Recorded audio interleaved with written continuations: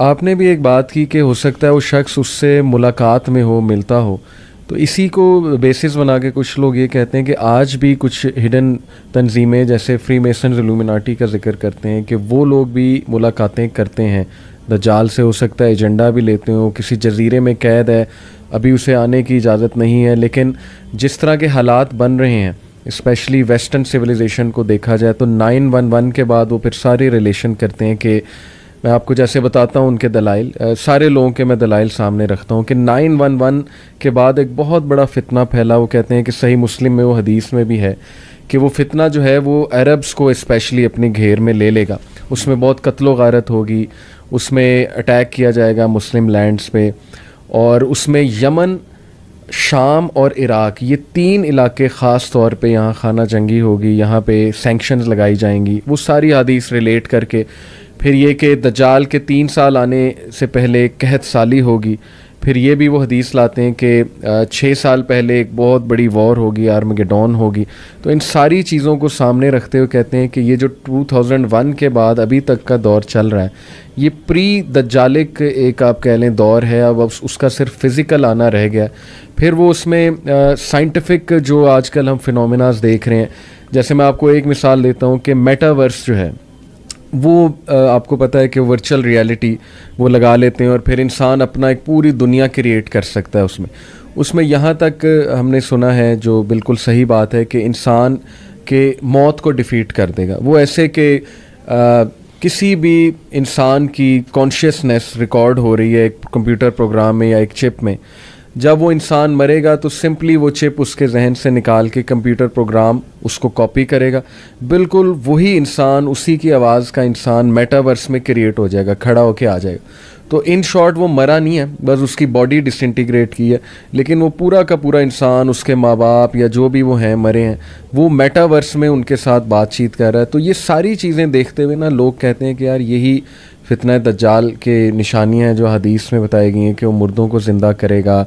फिर ये कि वो ऐसे ऐसे मिरेकल्स दिखाएगा जैसे लोग हैरान हो जाएंगे, उसके हाथ में रिस्क होगा, जिधर जाएगा कहत साली ले आएगा, जिधर जाएगा वो जो है रिस्क दे देगा लोगों को, उसके हाथ में जन्नत होगा, दोज़ख।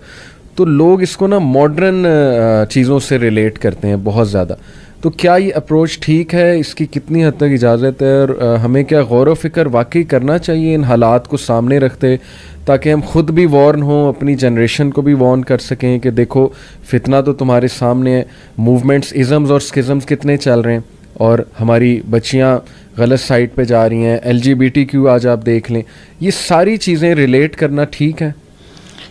देखिए असल में ना, आप अगर इसको जैसे आपने कहा प्री दज्जालिक दौर अगर इसको हम कह दिए जाए तो ये गलत नहीं होगा। मेरे ख्याल है ये तो इसमें तो कोई हर्ज नहीं है, सही, कि दज्जाल के लिए पूरा माहौल तैयार हो रहा है, बिल्कुल ठीक, एक उसके लिए पूरा एक सर्कमस्टांसेस क्रिएट किए जा रहे हैं। और जब ये पूरी तरह धोखे का दौर बन जाएगा और हर चीज़ के अंदर धोखा आ जाएगा तो फिर दज्जाल भी आ जाएगा।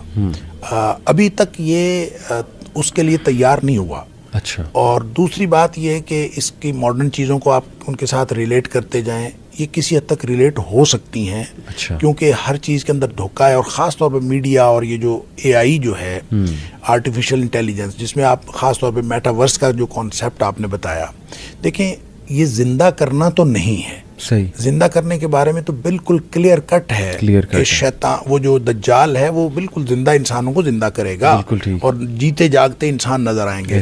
और फिर एक वक्त आएगा जब वो इंसान को कत्ल करना चाहेगा, वो कत्ल ही नहीं होगा। यानी एक वक्त में वो बंदे को कत्ल करेगा, जिंदा करेगा, कत्ल करेगा, जिंदा करेगा, ये उसके पास ये अथॉरिटी होगी, सही। लेकिन जब अल्लाह का हुक्म होगा तो फिर उसके बाद ये इख्तियार ख़त्म हो जाएगा।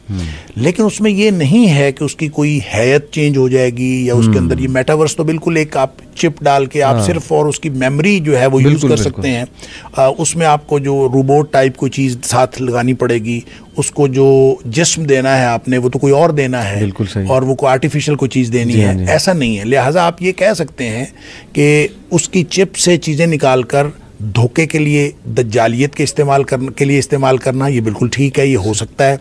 AI जो है इससे बड़ा यानी जो इस वक्त इंफॉर्मेशन टेक्नोलॉजी और जो डिजिटल टेक्नोलॉजी जिस मुकाम पर पहुंच चुकी है, अब आपकी ही तस्वीर, आपकी ही वीडियो, आपकी ही आवाज़, उस पे एक नई बिल्कुल जो है ना वो ऑडियो बनाई जा सकती है और ऑडियो क्रिएट की जा सकती है, आवाज़ भी आपकी होगी, तस्वीर भी आपकी होगी और आप ही तकरीर कर रहे होंगे, लेकिन वो गुफ्तगू असल में आपकी नहीं होगी।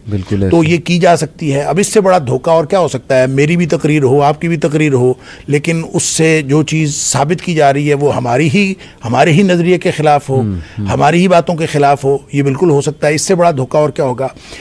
इस तरह से चीज़ें जो हैं आहिस्ता आहिस्ता मेरा ख्याल है कि यूं लगता है कि अहले ईमान के हाथों से निकलती चली जा रही है। तो इस सारे इसको दज्जालियत का दौर कहना, इसमें तो कोई हरज नहीं है, बिल्कुल ठीक। लेकिन ये कहना कि बस ये दज्जाल के लिए बस दज्जाल आया ही चाहता है, ये मेरे ख्याल में दुरुस्त नहीं है। उसकी वजह यह है कि अगर हम अहादीस में जो कुर्ब क़यामत के वाक़यात हैं उनको अगर हम तरतीब से देखें और एक सीक्वेंस उसका कायम करने की कोशिश करें, वैसे तो ये जो निशानियाँ होती हैं, चाहे वो छोटी निशानियाँ हैं चाहे वो बड़ी निशानियाँ हैं, उसके बारे में ये असल में नसीहत के लिए होती हैं। ये इसलिए नहीं होती कि आप उनको कोई तायुन करें उसका और उसकी एप्लीकेशन करके आप कोई उसमें से कोई चीज़ निकालें। ऐसा नहीं होता कि मकानी तौर पर भी और ज़मानी तौर पर आप उनको अप्लाई करके कोई तायुन कुल्ली करें, ये दुरुस्त नहीं है। ठीक।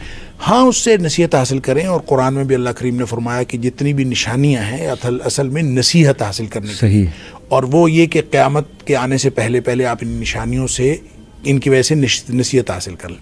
अब देखें, जब बड़ी निशानियां आनी है, दज्जाल से पहले इमाम महदी ने आना है। और ये कभी भी नहीं हो सकता कि इमाम महदी पहले, दज्जाल पहले आ जाए और इमाम महदी बाद में आए, ऐसा नहीं हो सकता। लिहाजा इमाम महदी के ज़हूर में जितनी चीज़ें इंटरनेशनल सिनारियो के बारे में या अरबों के हवाले से या मुसलमानों के ओवरऑल हवाले से जो बताई गई हैं, उसके हवाले से माहौल तैयार होता हुआ नज़र आता है। क्योंकि सबसे बड़ी निशानी ये है कि उम्मत मुस्लिमा के पास क़यादत का फुक़दान होगा, कोई इनका लीडर नहीं होगा, उम्मत मुस्लिमा को लीड करने वाला कोई नहीं होगा। अब देखें, हम देखते हैं कि उम्मत मुस्लिमा के पास कोई लीडर नहीं है। फिर ये देखें कि उसमें ये भी आता है कि हज के मौका पर दुनिया के उलमा, जी, हज के मौका पर दुनिया के जो मुसलमान उलमा हैं वो उसको ढूंढेंगे। सही। तो मैं जब पहली दफ़ा हज पे गया तो मैंने वहाँ देखा कि हज के मौका पर पूरी दुनिया के उलमा को बुला के एक हज कॉन्फ्रेंस होती है। अच्छा। तो मुझे जब पता चला ना कि हज कॉन्फ्रेंस होती है और इसमें पूरी दुनिया के उलमा को बुलाया जाता है, तो मैं यकीन करे मैंने समझा कि ये वही निशानी है जो नबी करीम सल्लल्लाहु अलैहि वसल्लम ने बताई। इन लोगों ने ही इमाम महदी को पहले ढूंढना है और इसी तरह की एक मुशावरत हो रही होगी। जाहिर है वो हर साल उसके डिफरेंट टॉपिक्स होते हैं, उसके ऊपर गुफ्तगू होती है और ये हज के मौका पर ही होती है, पूरी दुनिया के उलमा भी होते हैं। तो जब क़यादत का फुक़दान होगा और फिर उसमें अरबों की आपस की जंग और इस तरह की निशानियाँ जो आप बता रहे हैं, बहुत सारी चीज़ें रिलेट हो सकती हैं। और लेकिन हम कोई वक्त का तयन नहीं कर सकते, कितनी दहाइयाँ बाकी हैं या कितनी सदियाँ बाकी हैं या कितने साल या कितने दिन बाकी हैं, हमें कुछ नहीं पता, ये अल्लाह को मालूम है। अलबत्ता हालात ये बन रहे हैं। पहले इमाम महदी आएंगे, बाकायदा जंग होगी। इमाम महदी के आने के बाद जो मुसलमानों के हालात हैं, मुसलमान नबी करीम सल्लल्लाहु अलैहि वसल्लम 3 हिस्सों में हो जाएंगे। 3 हिस्सों में से एक हिस्सा तो वो होगा, यानी 1/3 जिन्होंने इमाम महदी को मानना ही नहीं है। जी हाँ। और उसकी वजह तो जाहिर है ये है कि वो उन्होंने नहीं मानना, क्योंकि उन्होंने जिहाद पर बैत लेनी है। अब जो अहादीस से ये भी पता चलता है कि इमाम महदी बैत होने से पहले, यानी जब उनकी बैत की जाएगी उससे पहले वो आम आदमी होंगे, वो कोई बहुत एक्स्ट्राऑर्डिनरी पर्सनैलिटी नहीं होंगे। जिस वक्त बैत कर ली जाएगी तो वो कहेंगे मैं जिहाद पर बैत लूँगा फिर, और मुसलमान जिहाद पर बैत कर लेंगे। और जिस वक्त बैत कर लेंगे, नबी करीम सल्लल्लाहु अलैहि वसल्लम फरमाया कि हजर अस्वद और जो मुकाम इब्राहीम है और जो जमजम का कुआं है, इसके दरमियान में, यानी आप सब कह लें कि तकरीबन काबा के दरवाजे के सामने, तो वहाँ पे बैत होगी। क्योंकि आखिरी दफ़ा जब ये उसको पकड़ेंगे, उलमा जाके उसको देख लेंगे और पा लेंगे, वो मुल्तज़म पे चिमटा हुआ होगा, दुआएं कर रहा होगा। तो वो जब दो बैत कर लेगा तो हदीस के अल्फाज हैं, फ़युस्लिहुल्लाहु फी लैलतिन, अल्लाह करीम एक ही रात में उसके अंदर सलाहियतें पैदा करते हैं। यानी वो पहले एक्स्ट्राऑर्डिनरी आदमी नहीं होगा, लेकिन उस बैत के बाद वो एक्स्ट्राऑर्डिनरी आदमी हो जाएगा। फिर उसके बाद मुसलमानों की जंगें हैं, फिर उस जंगों के अंदर जाहिर है मुसलमान काम आएंगे। आपने फरमाया कि जो लोग इमाम महदी को नहीं मानेंगे, जाहिर है हम लोग अपने नर्म बिस्तरों पे सोने वाले और अपनी याशी की ज़िंदगी गुजारने वाले, हमसे कोई जिहाद में बैत ले तो 1000 दफ़ा ख्याल आता है कि झूठा ही होगा, अल्लाह ताला माफ़ फरमाए। तो इसी तरह की कैफियत होगी। फिर जब वो लोग 2/3 जो हैं जो उसकी बैत कर लेंगे, उनमें से 1/3 यानी हाफ, टोटल में से 1/3 सही वो शहीद हो जाएंगे।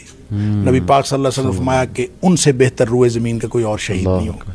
फिर जो उनमें से बच जाएंगे वो अहले ईमान ऐसे होंगे कि उनके ईमान को कोई और चीज़ फिर डगमगा नहीं सकेगी।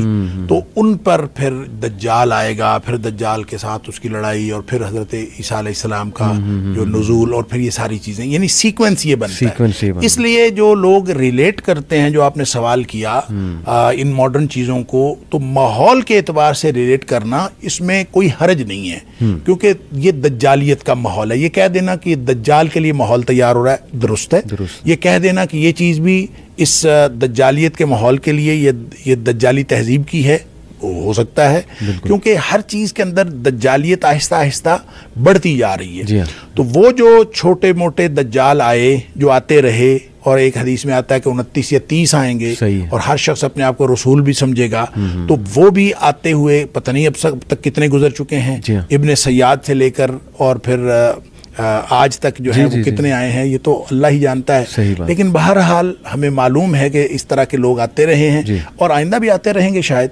और इन मॉडर्न इंडिकेटर्स को दज्जाली तहजीब के साथ जोड़ने में कोई हर्ज नहीं, लेकिन बतौर दज्जाल इनको दज्जाल नहीं कहना चाहिए। ये दज्जाल के मुआविन, यानी ये मुआविन है, लेकिन असल दज्जाल तो एक शख्स ही होगा। बिल्कुल ज़बरदस्त बात आपने की।